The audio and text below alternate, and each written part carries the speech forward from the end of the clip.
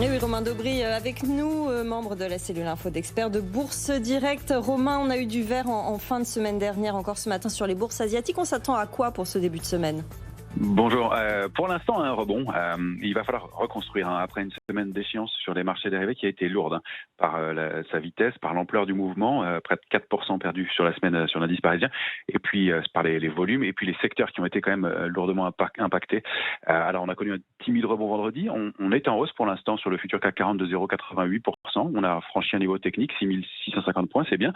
Mais il ne faut pas oublier la puissante réaction qui a eu lieu la semaine dernière, notamment sur le secteur du luxe ou encore sur les matières premières.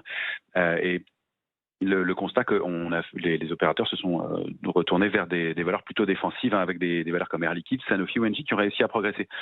Alors du côté macroéconomique, on a pas mal de publications intéressantes cette semaine, notamment aujourd'hui les PMI, ces directeurs d'achat considérés comme avancés de la santé de l'économie en Europe et aux États-Unis. Demain mardi, ce sera le PIB allemand pour le deuxième trimestre. Mercredi, ce sera l'IFO en Allemagne, du climat des affaires. Jeudi, on aura le compte rendu de la dernière réunion de la BCE, mais c'est surtout le début de Jackson Hole qui va intéresser les opérateurs, avec le discours très attendu vendredi de Jerome Powell, qui va nous en dire plus probablement quant à l'évolution de la politique monétaire aux États-Unis et l'éventuelle mise en place d'un tapering, d'un début de réduction de ces injections de liquidités massives.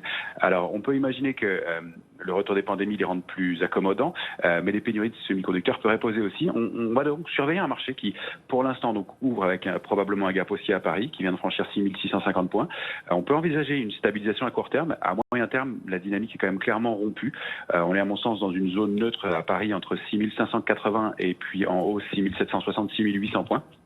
On a remonté notre première alerte sous 6580 points et la rupture de ce niveau risquerait d'entraîner une accélération baissière complémentaire en direction tout de même de 6350 points. Merci beaucoup Romain Daubry d'avoir été avec nous ce matin dans Good Morning Business depuis Bourse.